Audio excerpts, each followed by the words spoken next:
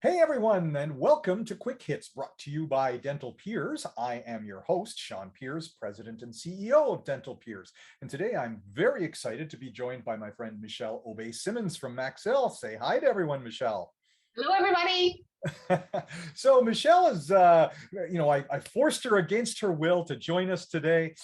She's going to be here. She's got a lot of great technical experience. I'm sure that everyone has seen Michelle, whether, in the good old days when we could do live events, Michelle was always out there at the ODA, hard at work, working with Maxell, working to help train and educate people. And of course, she never sits still. She's always flying somewhere. And I think she's kind of been back on a jet plane a couple of times now recently to get back out there to bring her expertise that she brings to the table from her years working as a registered dental hygienist, from her years with extra training on a lot of the procedures and the business and the link between the clinical and the business office and those sort of assets that she can bring to us, and she's agreed to share with us today. And today our focus is going to be on, as we were kind of joking, maintaining the sanctity of your water lines in your office. Michelle, what do you have to say about maintaining that waterline sanctity? Well, I guess I could say it's always an interesting topic. Whenever I'm asked to speak on the topic, I always think, well, eventually we'll have exhausted the topic. However, it's one of these old topics that keeps coming up and keeps being revived, we could say. Regulatory bodies obviously have their standards as to what we can do for maintaining our dental unit water lines. And I think the biggest thing is I would want to bring forward a plan that is not going to be costly and something that's effective and efficient. Time is of the essence, and I believe that we have many other tasks to do than to continuously worry about the quality of our dental unit water lines. So basically, I think an office needs to know first what equipment they have. So a lot of times we hear the words closed bottle system, municipal system. A municipal system would indeed be only straight piping from the municipal water, from the city water. So there is no bottle delivery either on the chairs, on the back counter, whatever the setup is. So that would be a closed bottle system if you indeed have a bottle. Where it really gets confusing, obviously that tends to be the pattern in dentistry and equipment, is the bottle, the closed bottle system. Some of the setups actually have this little toggle switch that you can actually go back and continue to be municipal. In the new setups now, the service technicians are saying they're not going to be doing this toggle switch because it creates too much confusion, especially when you're trying to set up a program. So now we could ask, what are we on the hook for? So if you're municipal, all you have to do, good news, if you didn't retrofit, if you didn't have to change anything, if you have older equipment, I suppose this is the blessing, is you're only on the hook for purging your lines. So you're purging the lines in the morning, at the end of the day, in between clients. However, if you have a closed bottle system, that's where the manufacturer's instructions for use has said that you have to have a program which will entail some sort of cleaning, disinfecting, and testing. So a lot of times we're confused because we don't even know what type of system we have. Or we could have one op that has one system. We updated another operatory with a new chair, new back counter, then that one has the bottle. So now, very common that offices will have two systems in one.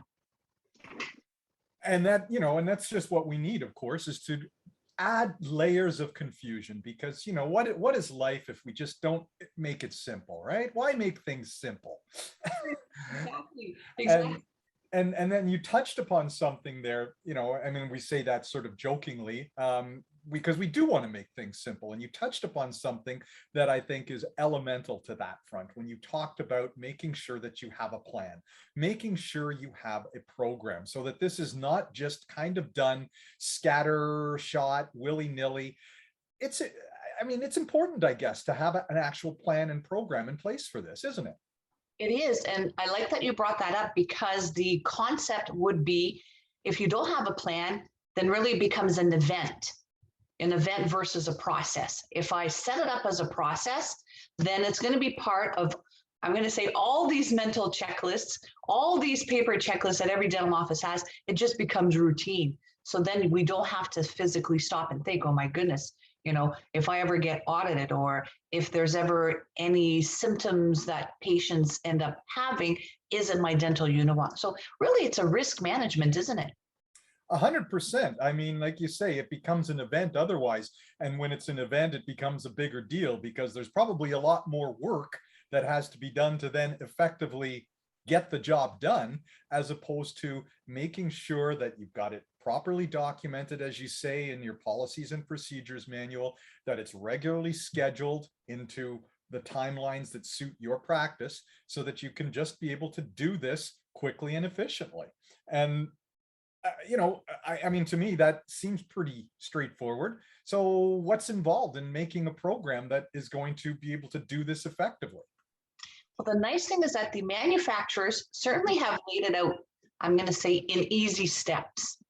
They do, they use different words, but the puzzle or the equation would be clean, disinfect, and test. Disinfect, a lot of people may have heard it as shocking. So that also is another term. So clean, shock, and test. The cleaning doesn't have to be anything that you require a special, I'm going to say, system. Really, it is you need an enzymatic cleaner. So then we could also look, what do we already have in our office for products? So if we're trying to not buy, a whole bunch of different products to save a bit of money, you need a good enzymatic cleaner. So one of the things that Maxil looks at is how can you streamline? So we have Zymax that in an office would serve as a ultrasonic bath cleaner, suction line cleaner, and your dental unit waterline cleaner. And it's very effective because you can mix a solution of 15 milliliters of Zymax into 2 liters of water. So it takes you far. And I think that's the thing, is that we've got a lot of cupboard space now in our reprocessing rooms because we've had to move all sorts of things around. But yeah, we don't want to have all these products that nobody knows what to use for what. And then, of course, I think that's where errors can also happen. On the side of the disinfectant, it has to be something that has a drug identification number or natural product number. Maxil has Aqua Effects. The base is parasitic acid. Why we chose parasitic acid is that it really, well, it's in dentistry now, but it has actually been part of other domains, other industries. So it's very popular in use in hospitals, food and beverage, ice makers. I would also say grocery stores. So if we think, where else do we have tiny, tiny little water tubes that water passes through it, and we have to make sure we clean? So there's a lot of industries that are like that. So it's not new that we had to do it, and makes sense. We can equate it to our coffee makers. So I'm going to go back and look at our Keurig coffee makers. We've probably all had the experience that you brew your coffee and then you look on top and you're thinking, oh, what's floating? a few little biofilms with your coffee. So yeah, we don't want to ingest that. So that's where that concept, obviously, the disinfecting portion is to make sure there's no biofilm in that line. And then you'd want to make sure that your product is working. So whatever you decided, then you would have to end up doing some sort of testing. The nice thing about parasitic acid, I would tend to think that we would want to buy products that are green, environmentally friendly, biodegradable. Why other industries have used parasitic acid is it actually is composed of acetic acid, which smells like vinegar, I guess we could call it vinegar, and hydrogen peroxide. So as it breaks itself back down, you don't have the problem with, heavy chemicals in an office. And I think that's a big thing when we're deciding on all these things we're mixing together, right?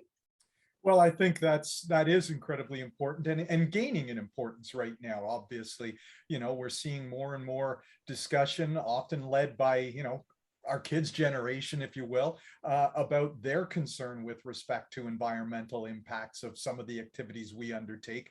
And, it's not that hard to go on the internet and you Google in something about, green dentistry, and there are different options that can come up. So there is certainly a move within the dental industry, I believe, to try and make sure that we are doing things as environmentally friendly as possible. We still obviously have to make sure that we are protecting public safety by keeping our equipment sterile, making sure as you say, our water lines are clean, that we're not kicking out any biofilms into anybody's coffee anywhere or something like that. But we want to do it in a way that protects public safety, both in the immediate term from using our equipment, but in the long term as well by reducing our environmental footprint. Exactly. And I can go back to, I'm going to show how long I've been in dentistry. So I'm heading into my 30th year. And I remember years ago, we were cleaning and disinfecting our dental unit water lines. And it was actually quite simple because we were all using sodium hypochlorite. So the good old bleach. And then your service technician, then we'd call the service technician a couple months after and said, yeah, things aren't working. But yeah, we had disintegrated the O-rings. We had pretty much eroded the inside of the tubings of the dental unit water line. So costly.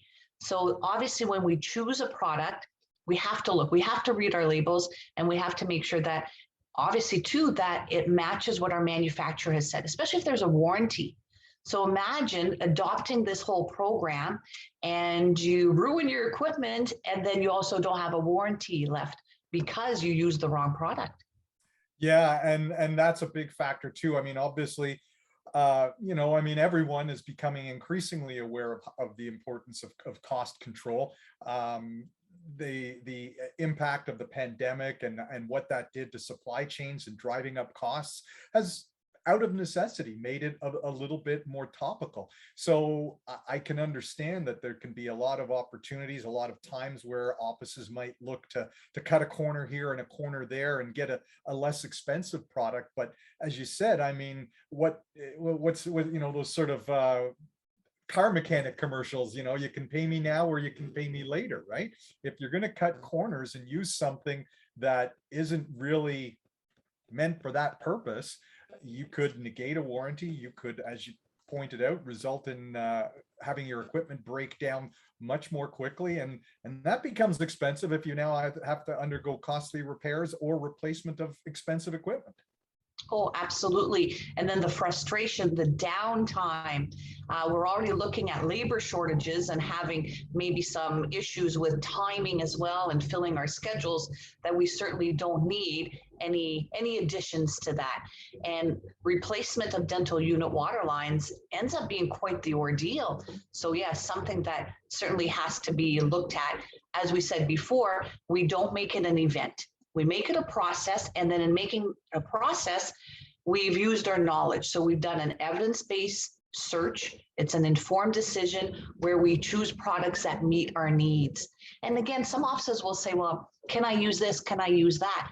And it again depends on their environment and what they do. So it can be individualized and specific to each office, but the simplicity has to be there, absolutely. And I think the testing piece is interesting because a lot of people will say, well, do I have to test? And if we can go back to the year 2020, Dr. Jean Barbeau in the Canadian Dental Association wrote this super article on why the testing piece is there. Yeah, we don't test to find out if there's Legionnaires. That would be the risk of ingesting biofilm or inhaling biofilm. However, we can find out if there's other bacteria that would then lead to having Legionnaires. And that's why, I don't want to say that we get off the hook, but that's why we have options. There's a variety of what we can do. We can test so you have an incubator in your office. That's called hygienic monitoring. It is no different than when public health goes to a restaurant. They have this, it looks like a glucometer. They have this little thing, they run the water, put a little test strip, plug it in. Yeah, it looks like you're testing your blood sugar levels. So that is what's required. So you get to decide what you're going to do for your testing, and you get to set it up. Nobody's telling you it has to be done daily. You do it based on your needs. You do it based on what you have found out. So if I do my whole cleaning, my disinfecting on a regular basis, go test all my rooms, everything's fine, perfect. That means what I chose is actually doing the job. Sometimes we get a little surprised. Sometimes we have all the rooms working, but one, right? So now we know that that one has the greater biofilm issue. Sometimes it's due to the setup. Obviously, we're not plumbers. I think in dentistry, people want to do dentistry, but yes, oftentimes it has to do with the water flow. So when we're looking at that, if there's one room that needs a bit more attention, that's okay. We've identified it, right? So it's all controllable and it's all doable in that simplicity of that clean, disinfectant shock. And I like that. I mean, it's like you said, it's about getting it into a program, getting it into something that becomes just part of what we do on a regular basis. We look at what our needs are, set it up so that we can do this in a way that's far more preventative in nature as opposed to running repairs. And if people had any questions, if they're struggling to figure out what's the best way to make sure they've got the right sort of program in place, is there a way that they can reach out to you in order to ask some questions or get some advice and input? Oh, absolutely. And I do welcome emails, text messages. And I think it's important because a lot of times the question that people have, it's a small question that makes a world of a difference. And whether it's product or, like we said, identifying, do I really have a closed bottle system, or am I municipal, or am I a combo and I need to stop toggling off to the switch that gives me municipal water? And then framing what we actually have and have to do makes it so, so simple. Yes, please, I do want people to reach out. I've written a couple blog articles as well on Maxill's blog that oftentimes when you read them, you're thinking, that makes sense. But yeah, personalized questions, individualized questions, that's how we get the information. Absolutely. I welcome those. So what's a good email address that they can reach out to you at then? So my email address is michelle@maxill.com. So Michelle, A as in Apple, @maxill.com. Excellent. Well, Michelle A., thank you very much for joining us today. It's been great having you here on Quick Hits, and I know there's some great information that you've been sharing, and I know you've got a whole host of other things that you'd love to share with us. So we certainly look forward to bringing you back if you think you're going to be open to that. And thank you to the peers group for inviting me and Maxill, and for your continued support for the dental community, because that is beyond appreciated. Thank you for what you do. Well, thank you. And thank you everyone for joining us today on Quick Hits. I look forward to bringing you another guest next time around. Take care.